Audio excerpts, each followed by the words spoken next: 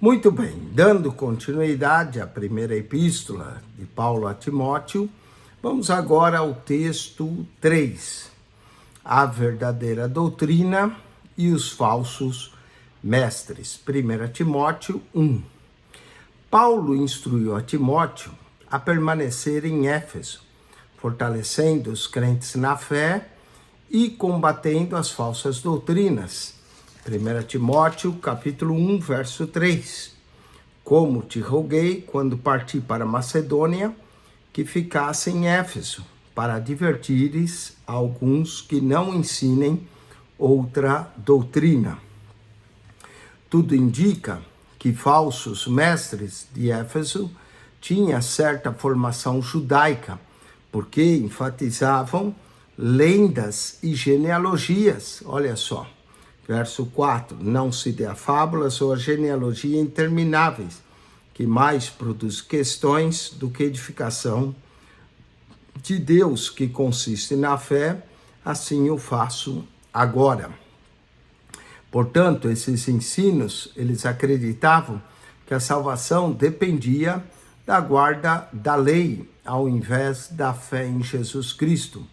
Paulo provou como exemplo de sua própria vida que a salvação é obtida somente através da fé em Cristo. O propósito da lei não é salvar, mas mostrar nossa necessidade de salvação, levando-nos assim a Cristo, nosso Salvador. Falemos dos falsos mestres. 1 Timóteo, capítulo 1, verso 1 a 7, os falsos mestres de Éfeso erravam acrescentando longas histórias imaginárias, alheia às escrituras. Tais lendas ou fábulas nascem com os antigos rabinos hebreus, que criaram pseudo-histórias bíblicas baseadas nas sugestões dadas pelas genealogias do Antigo Testamento. Essas fábulas estavam desviando os crentes de Éfeso das escrituras e levando a viverem conforme os ensinos humanos. Esse tipo de pregação imaginária não traz nova luz à escritura. Muito pelo contrário, origina mais questionamento, desviando assim o crente da verdade de Deus. Observe que a palavra usada por Paulo, questões, conforme o capítulo 1, verso 4 de 1 Timóteo, não se refere a um método de aprendizagem ou pura inquirição, mas a perguntas que levam a frustrações e dúvidas por causa de um ensino apóstata. Ao contrário da pregação desses falsos mestres, Paulo diz que o trabalho de Deus deve ser feito com amor, partindo de um coração puro, de uma boa consciência e uma fé sincera. Olha só, 1 Timóteo, capítulo 1, verso 5. Ora, o fim do mandamento é um amor de um coração puro e de uma boa consciência e de uma fé não fingida. Paulo também trata aqui no primeiro capítulo, Timóteo, do verso 8 ao 10, sobre a lei. Não é? Verso 8, ele diz, sabemos, porém, que a lei é boa, e se alguém usa dela legitimamente. Até o tempo da igreja primitiva, aqueles que desejavam aceitar a fé judaica deviam seguir todos os seus rituais e práticas, que incluíam a circuncisão, as tradições rígidas com relação à comida, uma dieta dos judeus, a higiene, e quando milhares de gentios começaram a aceitar a Cristo, problemas então começaram a surgir dentro da igreja, porque alguns crentes insistiram no fato que esses novos convertidos deveriam seguir também todas as ordenanças judaicas da lei do Antigo Testamento. 1 Timóteo 1,9. Sabendo isso, que a lei não é feita para o justo, mas para os injustos e obstinados, para os ímpios e pecadores, para os profanos e irreligiosos, para os parricidas e matricidas, para os homicidas, verso 10, para os fornicadores, para os sodomitas, para os roubadores de homens, para os mentirosos, para os perjúrios, para o que for contrário à sã doutrina. Deus, porém, havia dado uma visão a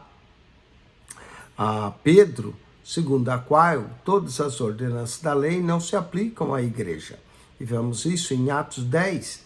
E Paulo também, da mesma forma, deu e tratou esse assunto. Pedro menciona isso em Atos 10, verso 9 a 16. Os justos são justificados somente através do sangue de Cristo. A lei é para os transgressores, citado no verso 9 e 10.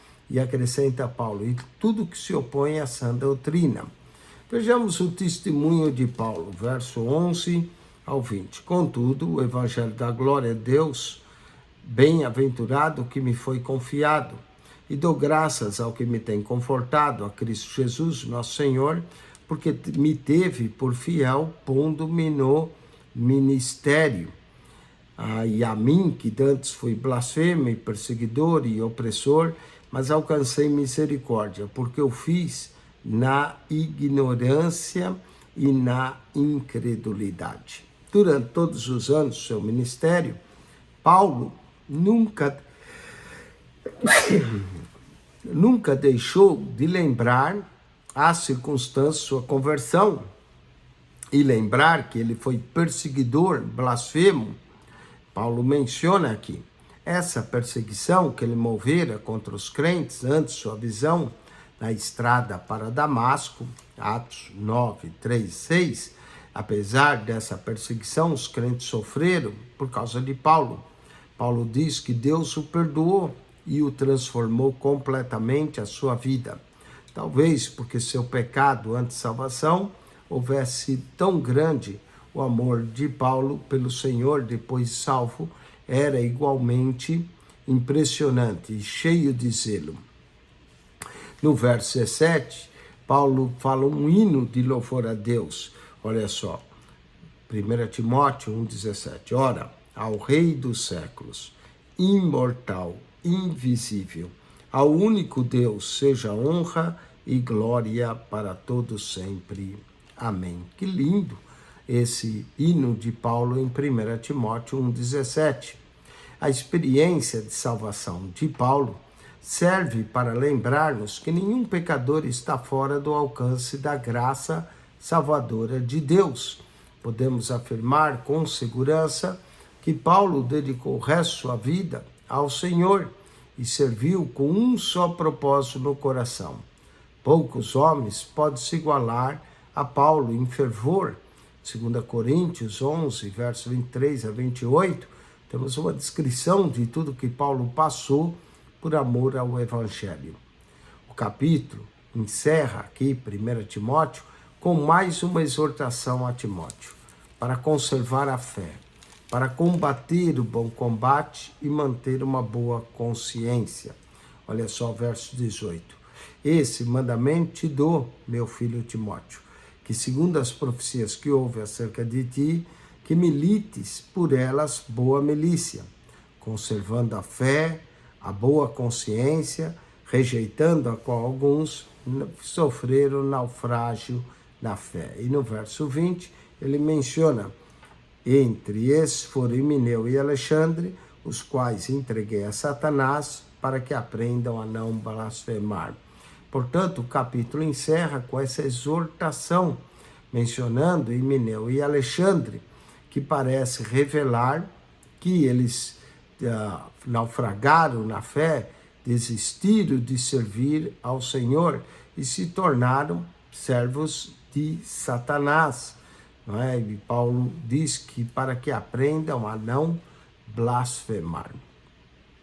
Vamos aos exercícios 7 e 8. No capítulo 1, Paulo manda que Timóteo permanecesse em Éfeso, fortalecendo os crentes na fé e combatendo os falsos mestres, certo? O propósito da lei não é salvar, mas mostrar a nossa necessidade de salvação, certo?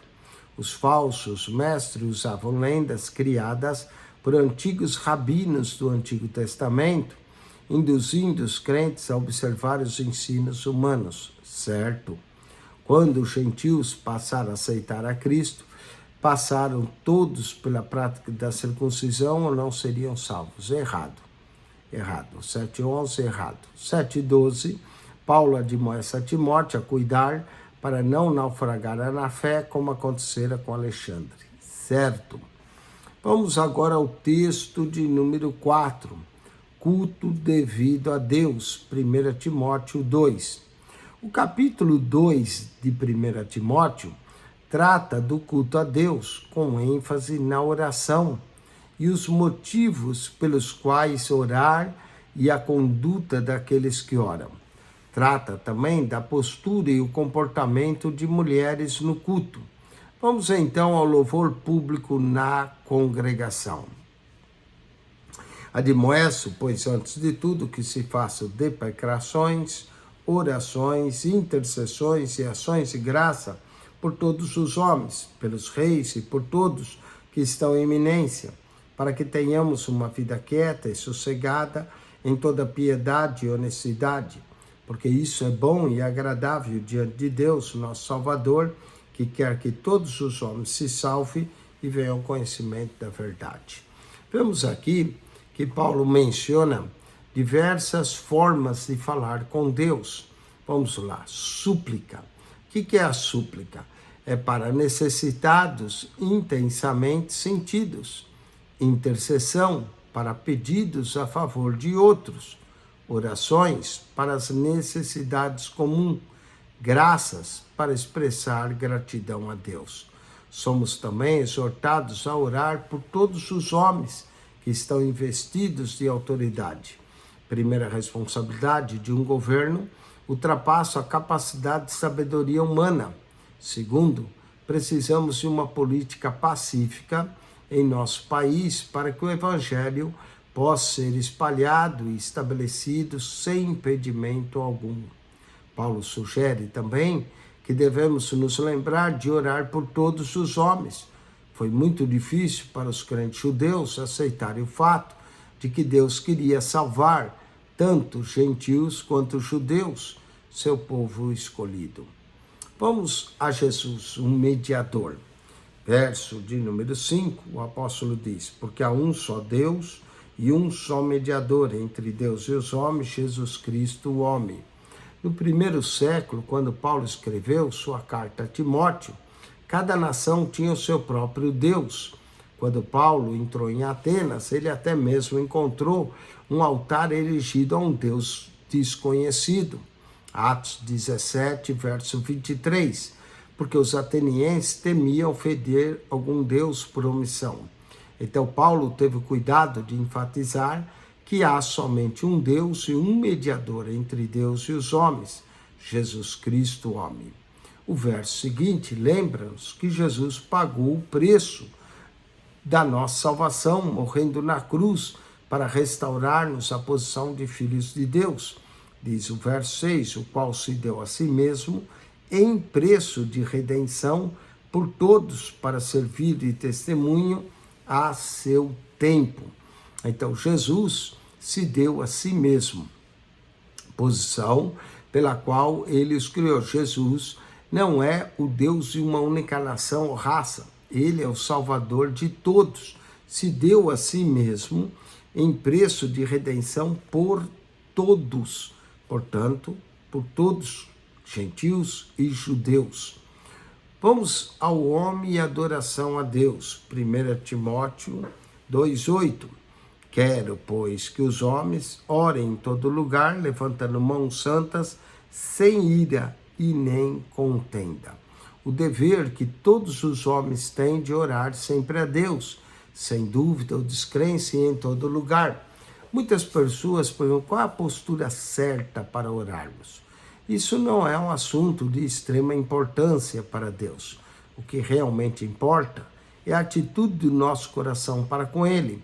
A postura, sim, em parte, expressa uma certa reverência para com Ele. Mas a postura verdadeira é o estado da alma. Deus olha primeiro para o coração. Nas Escrituras vemos as pessoas orando de várias posturas. Temos de pé, Lucas 18, 11. De mãos levantadas, Salmo 34, verso 2. 1 Reis 8, 22. de cabeça curvada, segundo Crônicas 29:30, Êxodo 12, verso 27. Olhando para cima, Salmo 25, verso 15, Salmo 121, verso 1, eleva os meus olhos para os montes. De joelho, segundo Crônicas 6:13, Isaías 45:23, de rosto junto ao chão, Gênesis 17, verso 3, Números 14, verso 5. Portanto, há várias posições para orarmos. Não citamos aqui todas as passagens, mas posições de oração e adoração a Deus. Vamos agora, 1 Timóteo 2, verso 9 a 15, mulheres cristãs. Nos dias de Paulo era costume as mulheres fazerem tranças com vários materiais entrelaçados no cabelo, tais como vistosos ornamentos de prata, fios de ouro e bijuterias. Um historiador daqueles tempos afirmou que a esposa de certo imperador usava joias caríssimas nos cabelos em reuniões oficiais.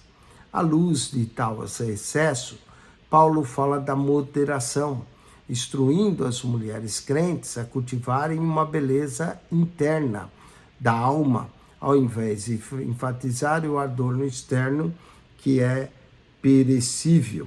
Então, vemos aqui no verso 9, do mesmo modo, as mulheres se atraviam em traje honesto, com pudor e modéstia, não com tranças ou com ouro ou pérolas ou vestidos preciosos, mas como convém, mulheres que fazem profissão de servir a Deus com boas obras. No primeiro século, só os meninos também eram educados para fins religiosos. Por isso, a igreja primitiva, as mulheres não entendiam muito bem as escrituras ensinadas e, frequentemente, elas faziam perguntas em alta voz, em meio ao ensino, pedindo mais explicações. Paulo as exorta que elas aprendam em silêncio e deixando suas perguntas para fazê-las em casa. É o que diz 2:11, a mulher aprende em silêncio com toda a sujeição. Não permite também que a mulher ensine nem use de autoridade sobre o marido, mas que esteja em silêncio. Os versos 14 e 15 têm causado muito controvérsia. Diz, e Adão não foi iludido, mas a mulher, sendo enganada, caiu em transgressão. Todavia, será preservada através de sua missão de mãe, se ela permanecer fiel e amor e santificação com bom senso. Donald C. Stamps diz, na Bíblia de Estudo Pentecostal, comenta assim essa passagem. A mulher é salva pela fé em Deus, aceitando também o que lhe foi atribuído pelo seu Criador. Primeiro, a mais alta posição da mulher e sua verdadeira dignidade estão no lar, como esposa e mãe piedosa. Ela não poderá ter maior alegria e realização interior, bênção, honra, do que a de se tornar esposa e mãe cristã e dar luz a filhos, conforme 5:14, amá-los, conforme Tito 2:4, e criá-los para viverem para a glória de Deus, conforme 2 Timóteo 1:5 e 2 Timóteo 3, versos 14 e 15. Continuar sempre ser fiel ao seu Salvador. Segundo, a honra e a dignidade de ter filhos não deve ser desprezada pelos cristãos. As sociedades, culturas e igrejas comprometem ou rejeitam o propósito de Deus para a mulher, rebaixando assim a família, o lar, a maternidade cristã, sofrerão cada vez mais a desintegração de seus casamentos, famílias e sociedades. Vamos então aos exercícios. Associe a coluna A de acordo com a coluna B.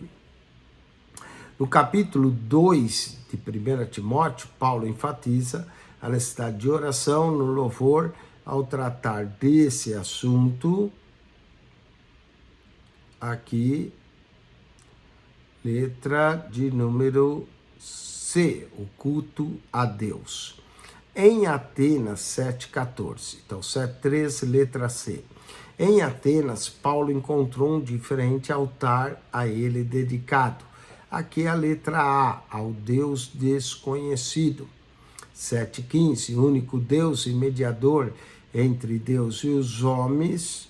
Aqui nós podemos citar a letra B, Jesus Cristo, homem.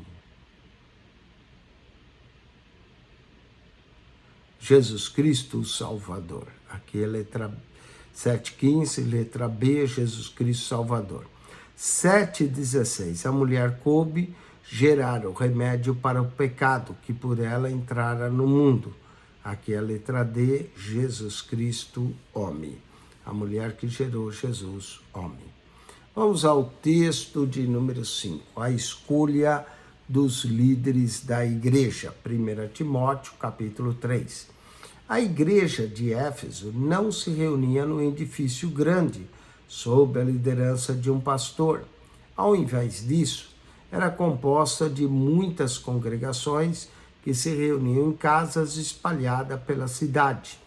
Cada uma das congregações precisava da orientação de um líder para assuntos espirituais, nesse caso, presbítero, e de um líder para assuntos materiais, nesse caso, diácono. Se esses homens fossem verdadeiros servos do Senhor, as congregações seriam tementes a Deus. Se os líderes fossem fracos e mundanos, a espiritualidade dos crentes seria afetada. Por isso, era de suma importância que esses homens fossem escolhidos com muito cuidado. Vamos às qualificações de um líder cristão. 1 Timóteo, capítulo 3, verso 2 a 7. Paulo inicia o capítulo 3 dizendo que se alguém aspira ao episcopado, excelente obra deseja. A função do ministro ou líder existe desde os tempos antigos, quando Moisés escolheu 70 homens para preencher a função junto aos israelitas no deserto. Números, capítulo 11, verso 10 a 16. Mas quais são as qualificações de um homem condutor de almas? Primeiro, deve ser marido de uma só mulher. Naquele tempo, o Império Romano vivia em clima de imoralidade generalizada. A poligamia havia se tornado prática comum e da mesma sorte o divórcio. Paulo toma posição firme ante esse assunto a fim de manter a igreja livre desses males. Segundo, deveria ser vigilante e sóbrio. A palavra vigilante significa estar alerta, e o pensamento aqui é que o homem de Deus deve sempre prevenir contra os ataques de Satanás, para não se desviar. 1 Pedro 5,8. A palavra sóbrio aqui pode também ser traduzida por modesto. É muito fácil para um pastor deixar-se levar pela tentação de julgar e dizer que as obras poderosas e as vitórias do ministério são produtos seus próprios e não de Deus. Tal orgulho tolo pode facilmente destruir o ministério de um obreiro. Terceiro, deve ser homem de um bom relacionamento. 1 Timóteo 3,2, sua conduta não deve prejudicar o trabalho do Senhor e suas ações devem atentar para os padrões que Deus tudo vê. Quarto aqui, Timóteo 3,2, deve ser hospitaleiro. Nos dias de Paulo, as hospedarias eram lugares imorais, geralmente frequentada por pessoas indignas, ímpias. Por isso, era sempre melhor para os crentes que viajavam acomodar-se na casa de outros crentes. Isso propiciava mútua bênção, tanto para o hospedeiro como para o hóspede, porque compartilhavam suas experiências e alegria no Senhor. Também devia ser apto, quinto, para ensino. Todo homem que ama realmente ao Senhor sente o desejo de compartilhar o Evangelho e anseia ver aqueles que lhe foram confiados crescerem na sabedoria e no conhecimento do Senhor. Sexto, não deve ser dado ao vinho. Os crentes devem estar conscientes dos perigos inerentes a essa prática. Provérbios 23, de 9 e 30. Nesse assunto, como em tantos outros, o líder cristão tem de lembrar que sua vida serve de exemplo para todos sob o seu ministério. Sétimo, deve ser homem de natureza calma, controlada. O líder cristão não deve se envolver em brigas nem em contendas. Oitavo, não deve ser avarento, nem correr atrás de bens materiais. Tantas vezes os homens de Deus têm tropeçado por causa de duas grandes tentações: imoralidade e desonestidade no uso do dinheiro, inclusive no uso do dinheiro da igreja. Deve ser também bom administrador de sua família. Os filhos de um líder cristão devem obedecê-lo e respeitá-lo. Isso implica não somente um homem que tenha filhos educados e obedientes, mas também a capacidade de organizar todas as atividades, tanto dentro do seu lar como fora. Um pastor afirmou certa vez: o ministério não é lugar para um homem cuja vida é uma eterna confusão de planos inacabados e atividades desorganizadas. Décimo, não deve ser um novo convertido.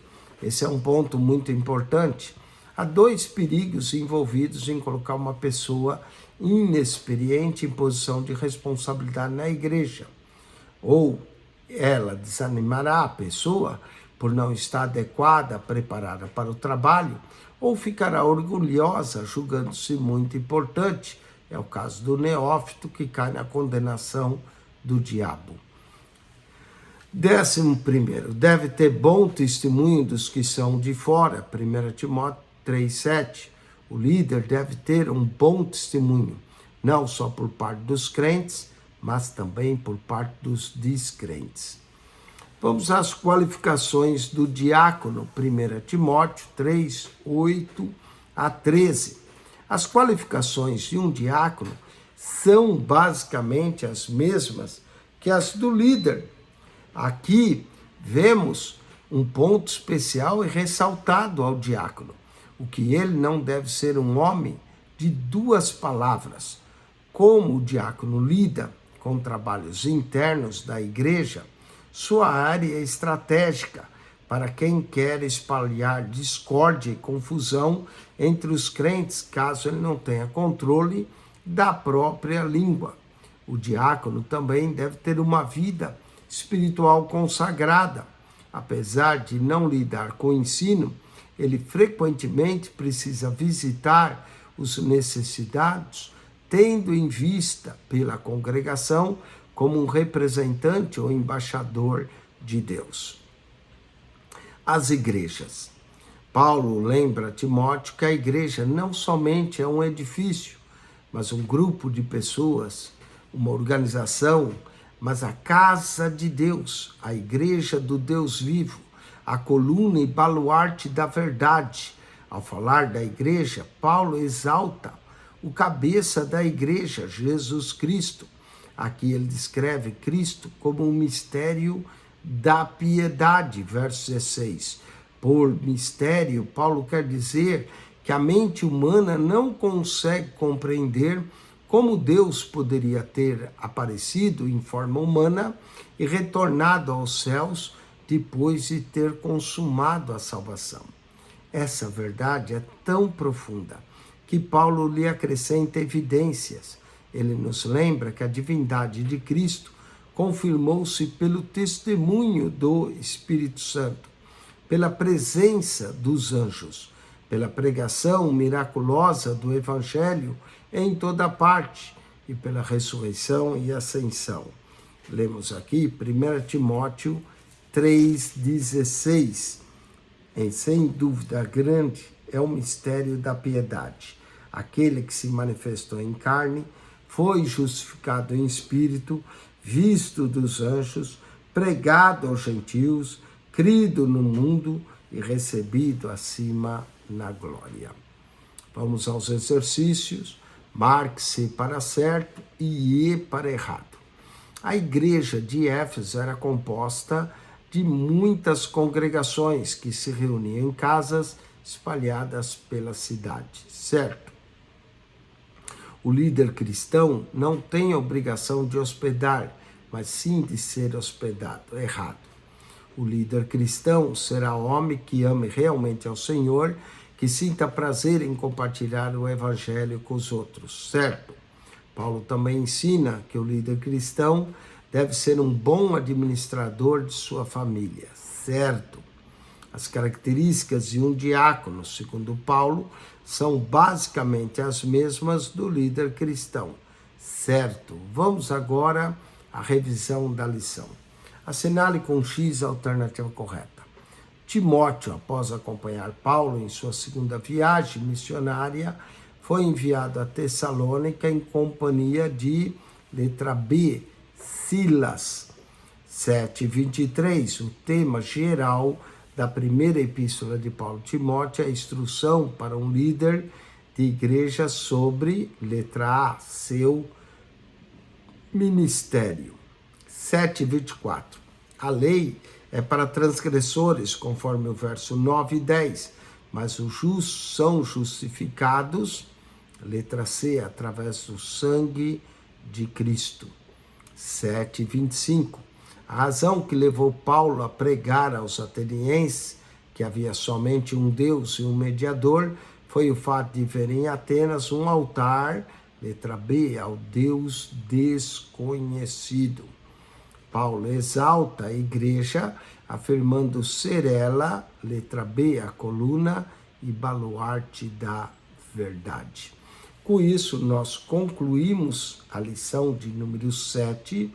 O aluno deve agora tirar um pequeno intervalo de 10, 15 minutos e logo volte para continuarmos estudando a carta de 1 Timóteo, ainda na lição 8. E aí nós vamos estudar a lição 8 e também fazer o teste de número 4, que envolve a lição 7 e 8, 1 Timóteo. Deus te abençoe, acione o nosso canal PR Eugênio Piacentini, o canal da Bíblia. PR Eugênio Piacentini, o canal da Bíblia. Subscreva esse canal, divulgue ele entre amigos e familiares. O segredo é, ao entrar no canal, clique no playlist. Ali você vai encontrar no playlist as pastas com 220 pastas, com mais 5.900 vídeos para enriquecer o seu conhecimento bíblico. PR Eugênio Piacentini.